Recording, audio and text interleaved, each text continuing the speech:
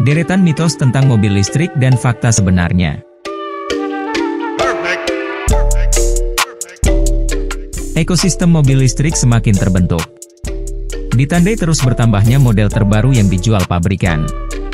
Ini merupakan momentum bagus menuju era mobil niremisi ramah lingkungan. Bisa jadi pertimbangan untuk konsumen beralih dari mesin konvensional. Sayang, masih saja ada sikap skeptis dikarenakan banyak mitos bertebaran. Namun sudah banyak terpatahkan oleh fakta-fakta tak terbantahkan.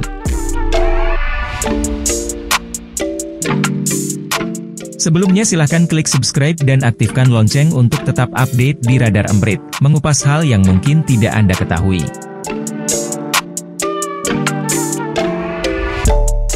Tidak terlalu ramah lingkungan. Ramah atau tidaknya mobil listrik terhadap lingkungan tergantung cara mengisi ulang mobil listrik. Jika Anda menggunakan jenis listrik terbarukan, seperti tenaga surya, maka tidak ada emisi karbon dioksida yang diperlukan oleh mobil listrik. Namun untuk negara yang sebagian besar listriknya berasal dari sumber intensif CO2 seperti batu bara dan gas, termasuk Indonesia, mobil listrik tetap mengeluarkan emisi CO2. Hitungannya, mobil listrik menghasilkan 1,07 kg CO2 per kilowatt-jam listrik. Untuk mobil listrik dengan baterai 80 kWh, jumlah CO2-nya mencapai 85,6 kg.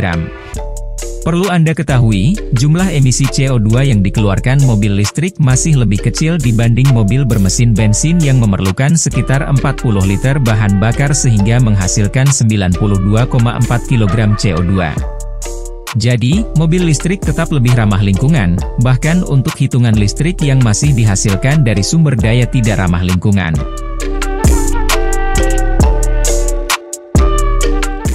Jarak tempuh pendek. Daya jelajah mobil listrik memang tergantung kapasitas baterai. Semakin besar tentu mampu berjalan lebih jauh. Tapi bukan berarti jarak tempuhnya pendek. Bahkan kemampuannya setara mobil bermesin konvensional. Mobil listrik sekarang dirancang agar bisa mendekati jangkauan 500 km. Contohnya all new Nissan Kicks e-Power. Misal baterai mobil tidak terisi penuh, Anda dapat mengurangi sekitar 10% hingga 15 RI klaim sehingga setidaknya mobil listrik memiliki jangkauan sekurang-kurang 400 km dalam sekali pengisian penuh.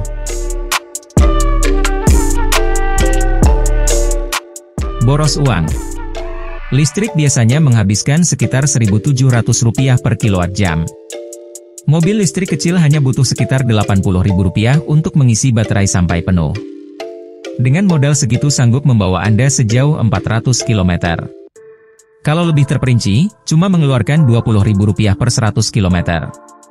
Dengan asumsi harga bensin rata-rata Rp10.000 setiap 10 km, mobil berbahan bakar fosil akan menelan biaya lebih dari Rp100.000 per 100 km. Nominal tersebut menunjukkan bahwa mobil listrik membutuhkan biaya jauh lebih murah untuk energinya, sehingga mobil listrik tidak bisa dikatakan lebih boros. Korslet saat hujan. Wajar muncul kekhawatiran mobil listrik gampang korsleting saat hujan.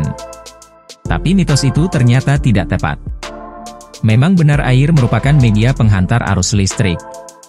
Tapi bukan lantas membuat mobil listrik jadi berbahaya dan gampang korsleting saat terkena air atau hujan.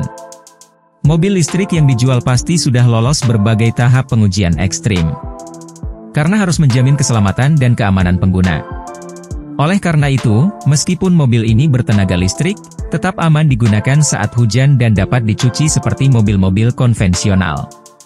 Itulah beberapa mitos mengenai mobil listrik yang ternyata tidak sesuai fakta.